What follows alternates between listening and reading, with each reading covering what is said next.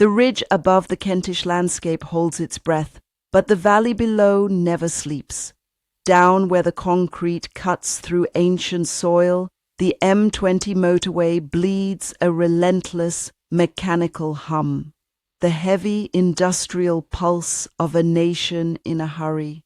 For Arthur, this is not just background noise, it is the geography of his isolation.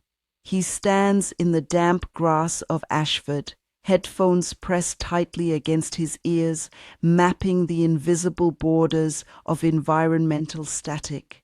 His microphones capture the high decibel friction of a digital world, an aggressive tide of sound that feels like a personal indictment. Every roar of an engine seems to mock his secret fears.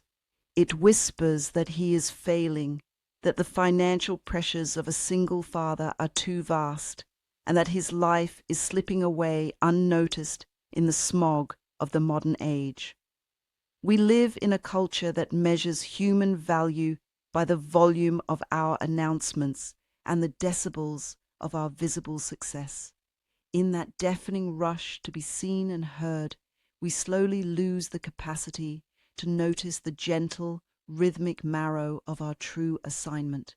We mistake the loudest rooms for the most important ones, drowning out the quiet, marginalized frequencies of the soul.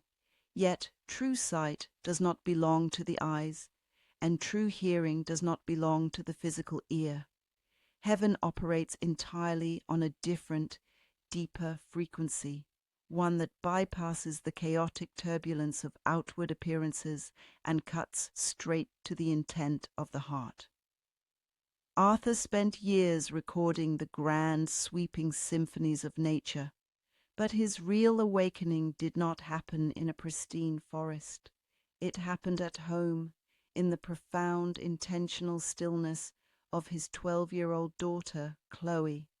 Though a silent world surrounds her, she perceives the hidden cadence of love through the deep vibrations of the earth beneath her feet and the deliberate touch of her father's hand.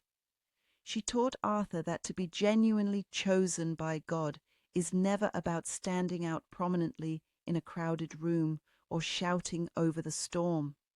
Instead, it is the sacred, set-apart privilege of leaning in when the heavy world becomes too loud.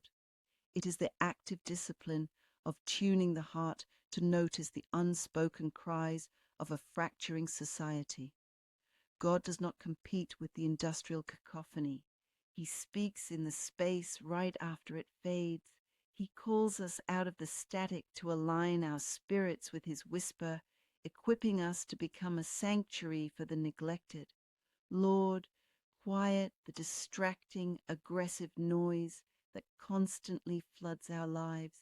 Calm the inner panic that tells us we must scream to be valued, and slow our breathing until we can hear the rhythm of your grace. Teach us the holy art of active listening, moving beyond the superficial surface of things to hear you clearly and to truly understand those suffering around us.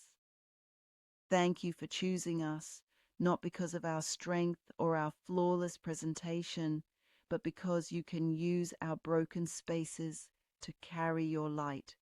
We thank you for setting us apart to act deliberately as your hands and feet in a world starved for connection.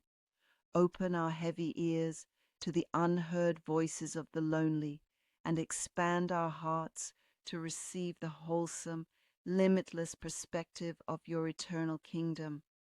Let our lives become a beautiful, quiet melody that cuts through the static of this age. Amen.